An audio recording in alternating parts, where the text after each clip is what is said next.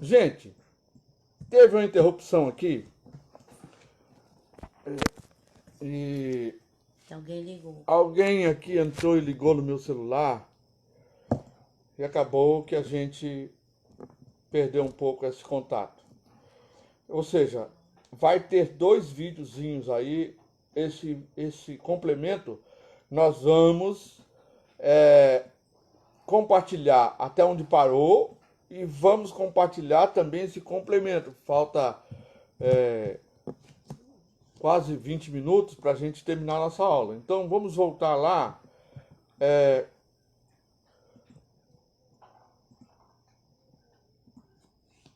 Conteúdo espiritual. O livro estava sendo lido nas igrejas e o seu conteúdo era um meio de edificação espiritual? Esse era um teste muito prático. Ou seja, vou ler de novo. Conteúdo espiritual. O livro estava sendo lido nas igrejas e o seu conteúdo, se é uma pergunta, era um meio de edificação espiritual? A resposta é: esse era um teste prático. Terceiro, exatidão da doutrina. O conteúdo do livro era doutrinariamente correto? Qualquer livro contendo heresia ou fosse contrário aos livros canônicos já aceitos eram rejeitados. Agora, o uso. O livro foi universalmente reconhecido nas igrejas, sendo amplamente citado pelos pais da igreja. E por último, inspiração divina. Os livros apresentavam verdadeira evidência da inspiração divina? Ou seja, eu creio que não. Eram as perguntas, né? Para dizer que se era canônico ou não. Se era canônico ou não. Eram os testes. Na realidade, esses eram testes que eram feitos. Então, esses testes eram feitos como perguntas, né? Se o livro foi universalmente reconhecido nas igrejas, sendo amplamente citado pelos pais da igreja, ou o livro apresentava verdadeiras evidências de inspiração divina, são perguntas que serão feitas para que pudessem, então, eles definirem testado, né? a sua canonicidade. Nós vamos começar o capítulo 4. E vai falar sobre os idiomas originais da Bíblia. Novamente, eu quero voltar aqui, dar um lembrete. Houve uma interrupção aqui, nós tivemos problemas técnicos. E aí, tivemos que reiniciar o nosso vídeo. Então, quando terminar a nossa aula, nós vamos compartilhar todo o conteúdo até onde foi interrompido e vamos compartilhar também desde o momento que foi interrompido até o término, para que você não venha perder nenhum momento da nossa aula. É assim mesmo, ao vivo sempre tem problemas, né? Quando é gravação ao vivo, sempre tem, não tem as gafes, né? Às vezes pode até ter gafe, porque aqui não tem nenhuma edição. Nós estamos falando diretamente com você. Então vamos lá. As línguas utilizadas no registro da revelação de Deus, a Bíblia, vieram de famílias de língua semíticas e indo-europeias.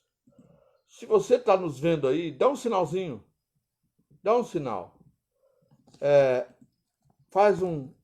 Dá um positivo, qualquer coisa, porque eu estou achando que você não está nos vendo. Você consegue ver aqui? Ô, Thelma, consegue ver aí no sobe? Deixa eu ver aqui, eu vou ver aqui. Tá me vendo? Tá. Ok. Eu queria um sinal para saber, porque não está aparecendo nenhum rostinho aqui de quem está assistindo, quem não está assistindo. Então a gente fica um pouco na dúvida em função desse problema técnico que nós tivemos aí. Da família semítica tiveram origem as línguas básicas do Antigo Testamento: o hebraico e o aramaico, ou siriaco. Anota bem isso, que é importante você saber, porque a gente se ouve muito assim, hebraico e aramaico. Mas hebraico e o aramaico, entre aspas, você pode colocar siriaco.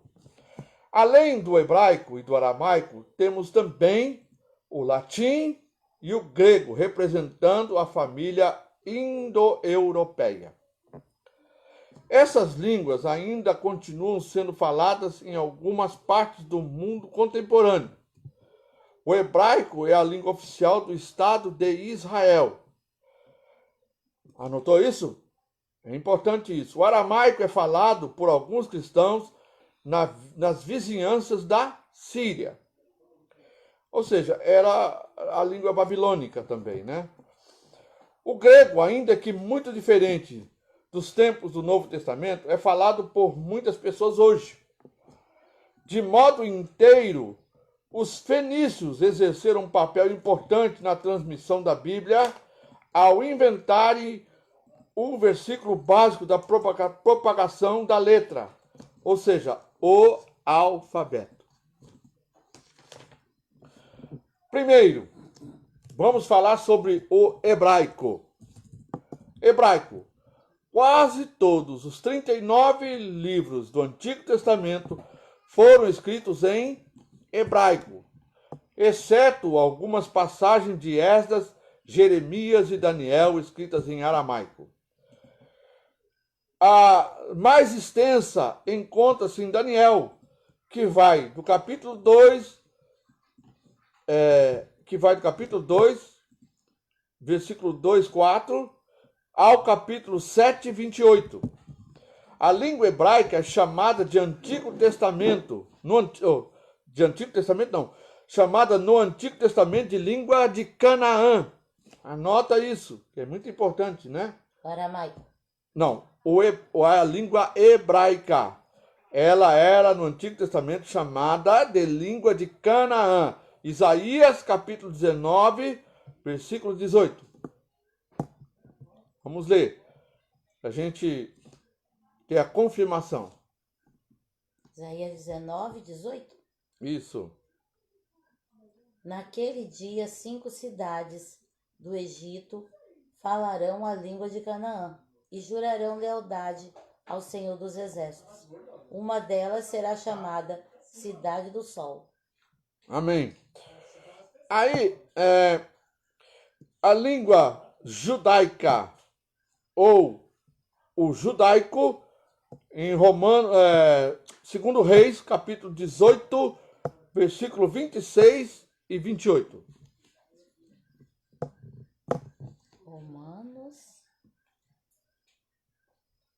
Romanos o quê? Não, Sé. 2 Reis, Oh, meu Deus. capítulo 18, versículo 26 e 28. Então Eliaquim, filho de Ilquias, Sebina e Joá, disseram ao comandante de campo: por favor, fala com teus servos em aramaico, porque entendemos essa língua. Não fales em hebraico, pois assim o povo que está sobre os muros entenderá. Então o comandante levantou-se e gritou em hebraico: ouçam a palavra do grande rei, o rei da Síria. Ou seja, ele falou na língua judaica ou judaico, né? Ele estava falando o da Síria quando ele foi cercou Jerusalém. Ele cercou e falou ali para falar com o rei Ezequias e intimidar o rei Ezequias, que era o Rabsaque que falou. Ele falou no aramaico e então pediram para que ele falasse na língua judaica ou que seria a língua de Canaã, ele falou para ou hebraico. Não falar. Não fales em hebraico, pois assim o povo vai entender. Então ele pediu para não falar numa língua que o povo entendesse. Não era falar no aramaico? Você não, deu aí. Não, assim, ó. Vamos ver de novo. Então Eliaquim, né, Sebina e Joá disseram ao comandante do campo: por favor, fala com teus servos em aramaico. Ok. Porque entendemos essa língua. Não fales em hebraico, pois assim o povo que está sobre os muros entenderá. Então ele queria que falasse só com eles, não com o povo, para o povo não ficar apavorado. Sim, entendi. Aqui então, desculpe, gente. Na realidade, ele falou na língua aramaica, não falou na língua de Canaã, na língua judaica, porque ela já acabou de ler aqui, isso está bem explicado. Como a maior parte das línguas do ramo semítico, o hebraico lê-se da direita para a esquerda. Os alfabetos compõem de 22 letras, todas elas são consoantes. Todas são consoantes. A gente vai ver sobre o hebraico muito lá para frente, e nós vamos ver, inclusive, o alfabeto no hebraico. Você vai estudar sobre isso. Agora vamos ver o aramaico. O aramaico, um idioma aparentado com o hebraico, o aramaico tornou-se a língua comum na Palestina depois do cativeiro babilônico. A influência do aramaico foi profunda sobre o hebraico, começando do cativeiro de Israel em 722 a.C., na Síria, e tendo prosseguido por meio do cativeiro do rei do sul, Judá, em 587 a.C., na Babilônia. E em 536 a.C., quando Israel começou a regressar do exílio, o povo falava o aramaico como língua nacional. Jesus falava aramaico. Mas é o que nós falamos, né? Inclusive na nossa ministração, da nossa live da igreja online. Nós falamos o seguinte: o povo se esqueceu, inclusive, do seu dialeto. Estavam tão acostumados com a Babilônia, tão acostumados com o mundo, que eles desaprenderam a sua própria linguagem. Vocês lembram que quando questionam Pedro e ele nega Jesus, ele fala assim: o teu linguajar te condena, você fala como eles. Né? Você mostrava que Pedro andava com Jesus. Isso é muito importante. Temos que mostrar ao mundo que nós andamos com ele. E temos que falar a linguagem do nosso mestre. Então, cuidado com a linguagem do mundo, tá? Então, aqui aconteceu isso. O povo de Israel esqueceu completamente da sua língua. Isso trouxe muita contrição ao coração deles. Você vai ver lá no livro de Esdras, né? É por isso que quando Esdras leu as escrituras em hebraico, foi preciso um intérprete. Neemias capítulo 8, versículos 5 a 8. E eles choraram muito, gente. Porque eles não conseguiam entender na sua própria língua. Neemias quanto? Neemias capítulo 8, versículos 5 a 8. Esdras abriu o livro diante de todo o povo, e este podia vê-lo, pois ele estava no lugar mais alto. E quando abriu o livro, o povo todo se levantou. Esdras louvou o Senhor, o grande Deus, e todo o povo ergueu as mãos e respondeu: Amém, amém. Então eles adoraram o Senhor prostrados, rosto em terra. Os levitas, Jesua, Bani, Serebias, Jamim, Acube, Sabetai, Odias, Maazéia, Quelitá, Azarias, Josabade, Anã e Pelaías instruíram o povo na lei, e todos permaneciam ali. Leram o livro da lei de Deus, interpretando-o e explicando, a fim de que o povo entendesse o que estava sendo lido.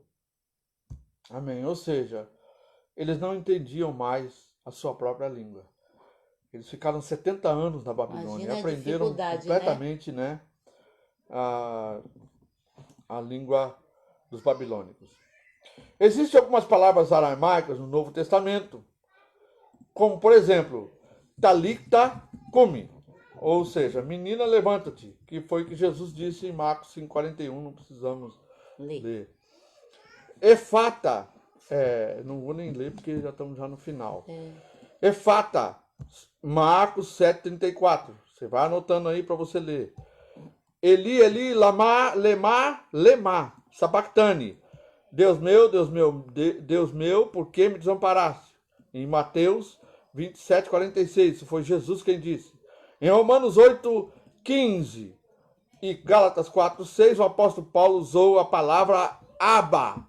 Quando você fala Abba, você sabe que está falando a língua hebraica. Abba, né? Que é pai. O aramaico também é chamado de siriaco, na região do norte, e de caldaico, na região sul. Devido aos hebreus terem adotado o aramaico como uma língua no Novo Testamento, ele passou a ser chamado de hebraico, conforme se lê em Lucas 28, 38. Uhum. Lucas 28? Isso, 28, 38. É Lucas?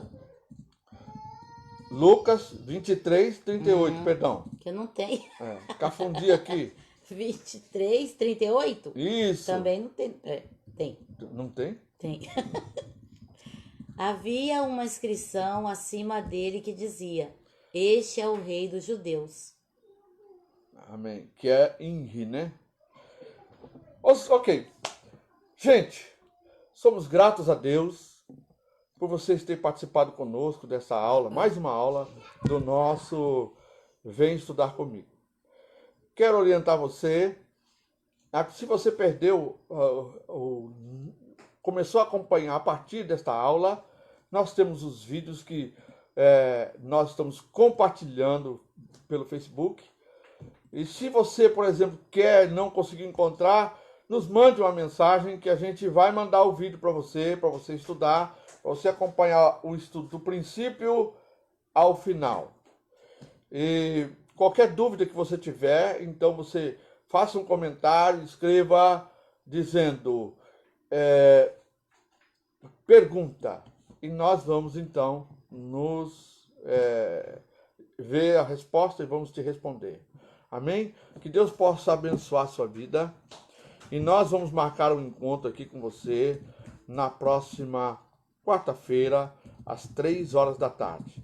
Queremos te convidar desde já a assistirem conosco, a estarem conosco, a celebrar a Deus. É um culto de celebração a Deus.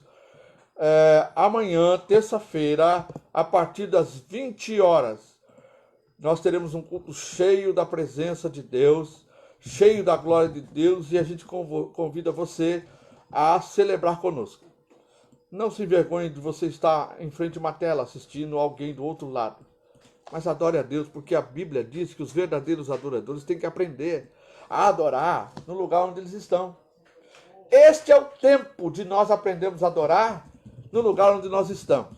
Estamos muito acostumados com o monte e com o templo, mas não no lugar aonde nós estamos. Precisamos aprender a adorar a Deus em casa, e a gente vai adorar em casa, mas juntos com você.